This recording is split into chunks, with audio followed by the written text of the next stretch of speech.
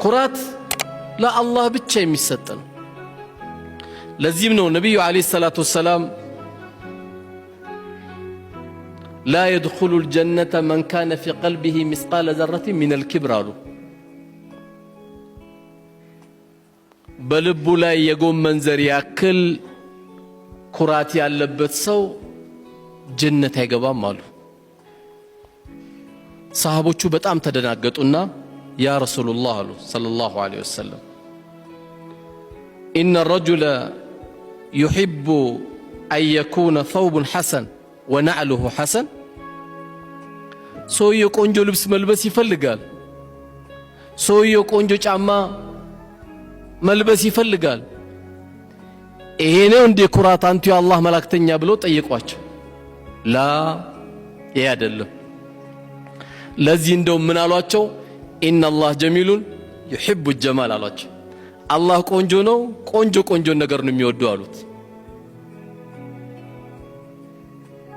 አላህ የሰጠን ጸጋ ማሳየት፣ አላህ የሰጠን ውብ ነገር ማሳየት አላህ የሚወደው እንጂ አላህ የሚቆጣበት አይደለም። ቆንጆ ገንዘብ ሰጥቶ ሁሌ ነጭ ሽሮ የምትበላ ከሆነ ትጠየቃለህ። አንተ ለምን ስጋ ያልበላው እንዴ?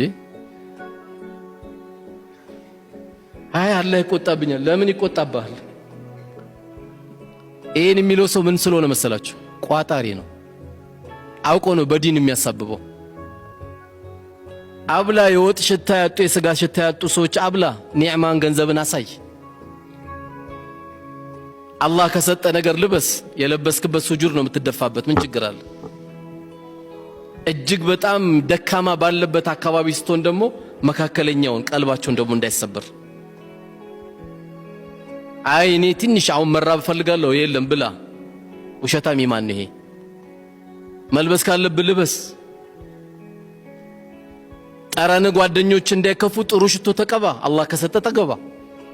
ካልሆነ ደግሞ ጥሩ ታጠብ። የግድ ሽቶ አይጠበቅብህም። ካላገኘ ጥሩ ታጠብ፣ ሽታ አይኖር። አላህ ቆንጆ ነገር ነው የሚወድ። ወንድምን አይቶ ታውቃለህ? ቶባክ ማን አንተ? አሁን እኮ ኪስ ያበጠ ብለህ ነው እኮ በቃ የሆነ ባንክ እኮ ገንዘብ ስላለ ነው እኮ። እናትን አይቶ ታውቃለህ? በቃ አላህ ያለቀን አያታለሁ። አየው ልብ ውስጥ ሲቀመጥ ኩራት። ስንት የሥራ ማስታወቂያ ይወጣላል። አይ ይሄ ስራ እኔ አልገባም፣ ለምን እኔን አይመጥነኝም ይላል። ሞባይል መቀማት ነው እንዴ? አንተን የማይመጥን ሌብነትና ውሸት ነው። ስራ ጋገኘ እየሰራ ያ ረቢ ደግሞ የተሻለ ስራ አስጠኝ ትላለህ። ስንት ስራ ያለ አይ እኔን አይመጥነኝም፣ ኧረ ፕሮቶኮል ይበላል እንዴ ይላል። ፕሮቶኮል ሞባይል ቀምቶ መሮጥ ነው። ፕሮቶኮል የተሰጣ ልብስ ቀምቶ መውሰድ ነው። ፕሮቶኮል የሰው እንባን ማስለቀስ ነው እንጂ እኔን አይመጥንም እያል እየተኮፈስን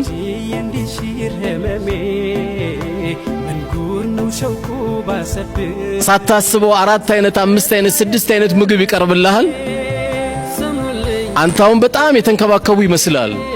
ትንሽ ይዮንክን ያለው ውጣና ስራ። አንተ አንድ ደካማ ሰው ነህ። ዓለምን ያንበረከኩት ሞዴል የሆኑ ሰሃቦቹ መፍለጫ ይዘው ነበር እንጨት የሚፈልጡት የነበረው። መፍለጫ ይዘው እንጨት ቀረጣጥፈው ሰባብረው ይሸጡ ነበር። ማን ስለሆንክ ነው አንተ? እንደውም ወጣ ነው መስራት ያለብህ የአባትን ዱንያ እንዳታይ። ይሄ ትንሽ ያረጋል እንጂ ወላሂ ትልቅ ያረጋል። በራስ የምትበላው ሳንቲም ጣፋጭ ስለሆነ